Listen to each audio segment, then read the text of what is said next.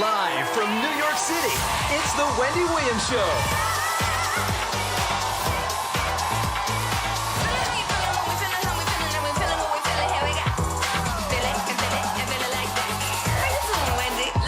And now, here's our guest hosts, Bevy Smith, Michael Young, Elisabeth Wagmeister, and Devyn Simone.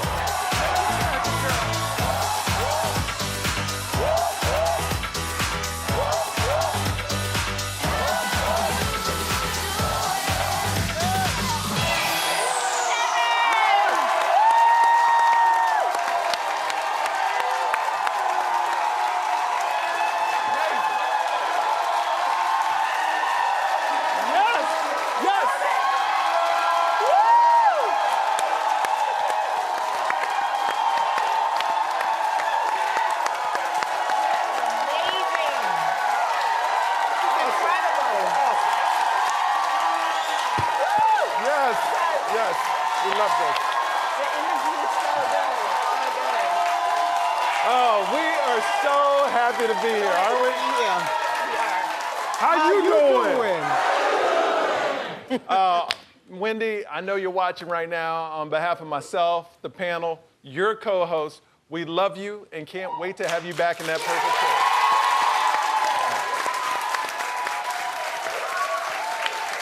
chair. Let me introduce today's panel. I'm comedian actor Michael Yo. I'll be performing this weekend at the Atlanta Punchline, so come on out if you're out there. I love her absolutely, man. Best-selling author of Revelations. Please welcome the one and only Bevy Smith.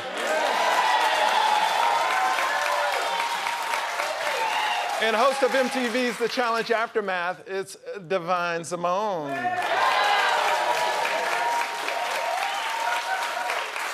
And from Variety Magazine, please welcome Elisabeth Wagmeister.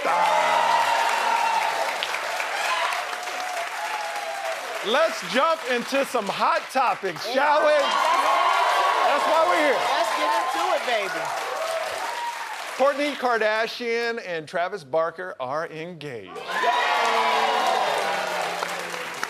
He proposed on the beach in Montecito, surrounded by roses. Yeah. Yes. You know, what I love about this is, they're both older.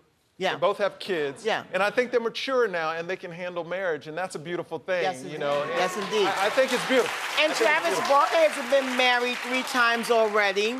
So I guess 4th time is the charm. Yes. Kourtney's never been married, but of course, she had that long-term relationship with Scott Disick that never ended up in marriage, but it was because she didn't want it. So I think the fact that she's now committing to being married to someone means it's gonna stick. It also means, she knows what she wants. I completely agree. It also means that Scott Disick is punching his toxic air right now. Scott Disick is mad. Scott is so mad because he tried. Apparently, they even had an understanding that they might get back together if he changed some things. Obviously, he didn't change it because she's marrying Travis. Yeah, I mean, I agree, Bevy, with you 100% that Kourtney had the opportunity time and time again to marry Scott. They have 3 beautiful children together, but clearly she didn't want to marry him. She did want to marry Travis. This has been, I don't even like to use the word whirlwind romance because they've been together for almost a year. As you said, Michael, they are at the age where they know what they want. I say, why waste time? I think this is the real deal.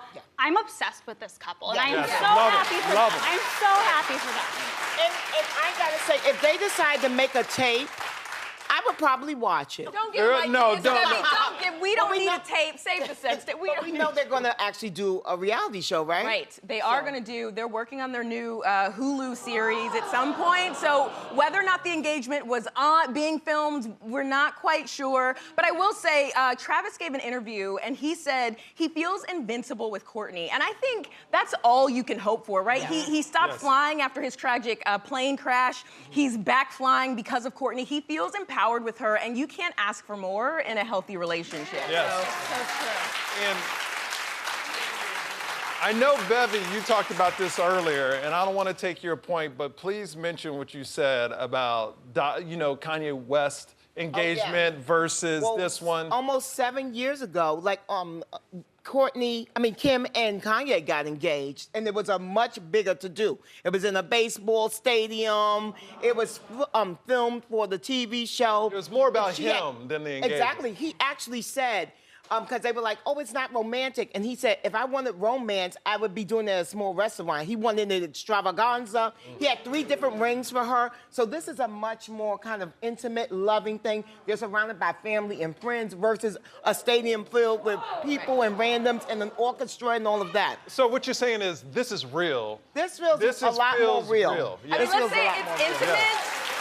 It's definitely intimate, but that ring is not intimate because her ring is off the charts. Okay, so I actually reached out to my friend, celebrity jeweler Zamir Kassam. He has not worked with Travis Barker or the Kardashians at all, but I said, I need an estimate. That is a rock. Right. What do you think about it? And he said, I'm guessing it's about 7 to 8 carats. He said a lot in the media might even say it's bigger, but he said this is a perfect diamond because if not, Kris Jenner would have something to say about it. Right. But, you know, Devyn, I've got to tell you something. You mentioned, you know, this new reality series. Well, you know, I obviously work at Variety. We cover the entertainment business. This was a huge deal that they were leaving E! to go to Hulu. Now, nobody knows what they're filming, when they're filming, if they're filming.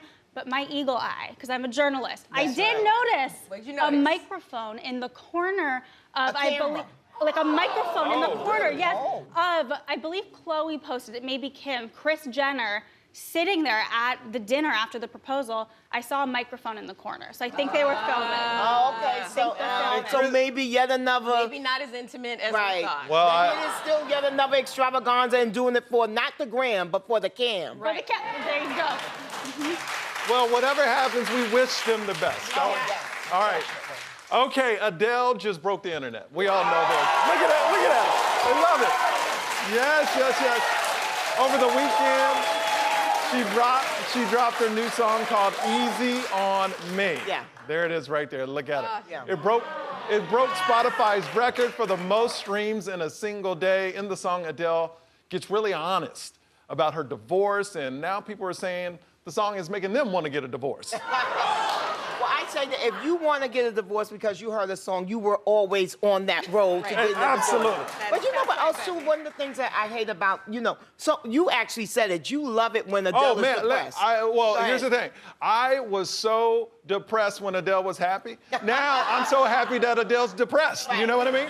But you know, and I think we find that a lot with our singers, like Mary J. Blige. Everyone's always like, oh, if Mary's depressed, she's going to give us the best album. But we have to kind of change our thinking about that. These are real people. We want them to be happy, and Adele certainly seems like she's on the road to happiness. We She's like got a new boyfriend. But we like that she's happy now after she's written the album. I mean, it's just we want the best for Adele.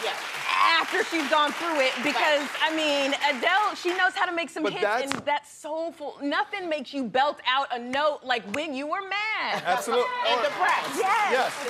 And breakups are the best music. I remember I grew up with Aaron Hall. He had a song called Miss You, I Miss You. It's about Justin Timberlake, Cry Me a River, and now Adele. Oh, it's beautiful. I love it. So Adele, you know, she obviously has been making the rounds because she's promoting her new album. And I loved something that she had to say.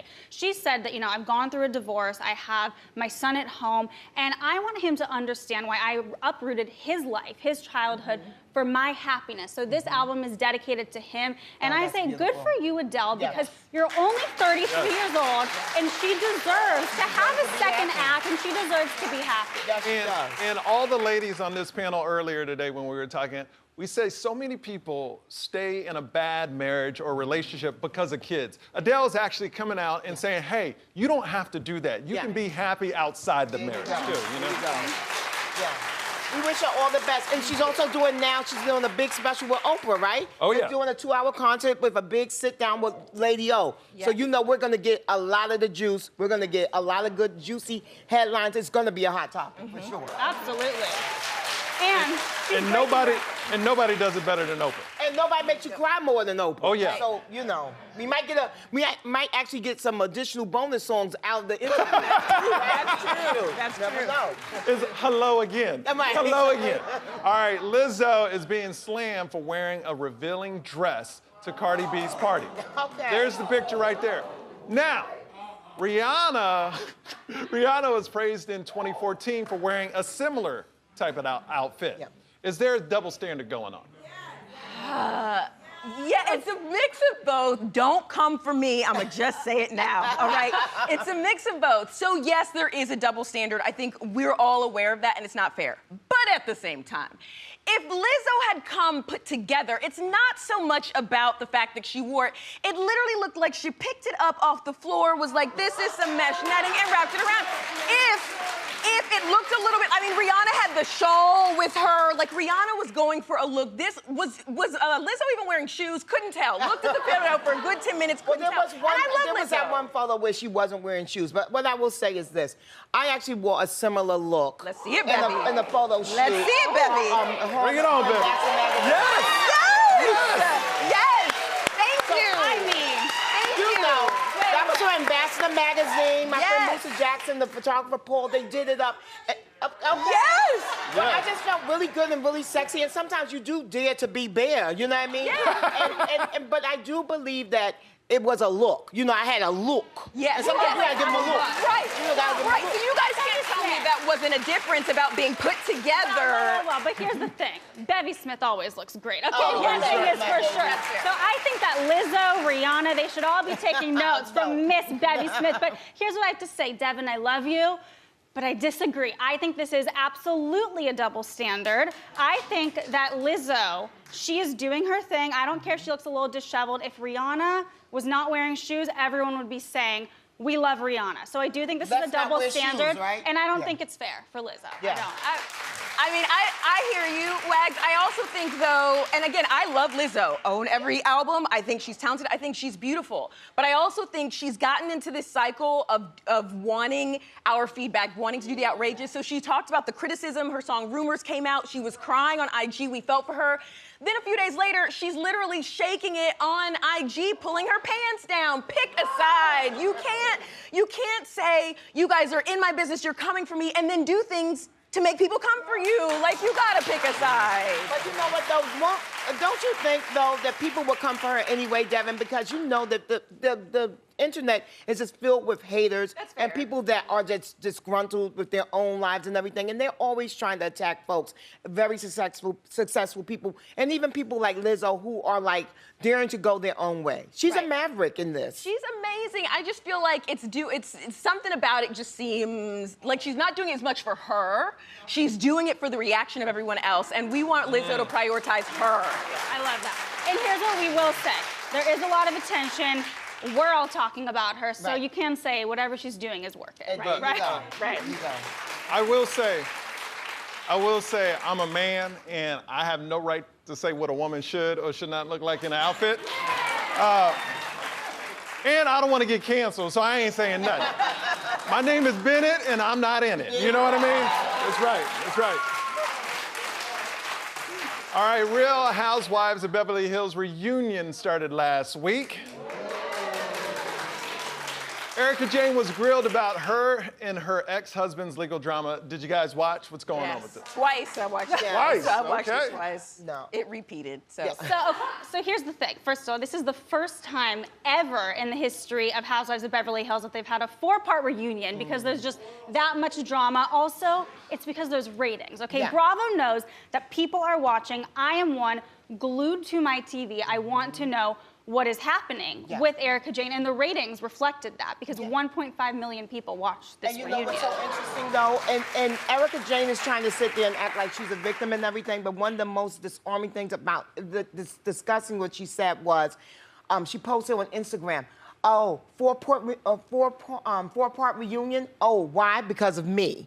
And so she knows that, but she knows that the people are watching for the drama, but the drama is actually the victims. Right. People that were robbed of tens of millions of dollars because of her, well, perhaps allegedly her, and allegedly her husband's. Because Erika has not been convicted of or even technically accused of a crime. The question is whether or not Erika allegedly knew of the alleged crimes of her now ex-husband. And the problem is that, well, first of all, if everybody was talking about it, because word on the street is at Andy's baby shower, that Kyle knew about it, Bethany Frankel was talking about it, they told Andy about it. So don't tell me you were sleeping in the bed beside the man and you didn't know, but everybody else knew. That's just one thing.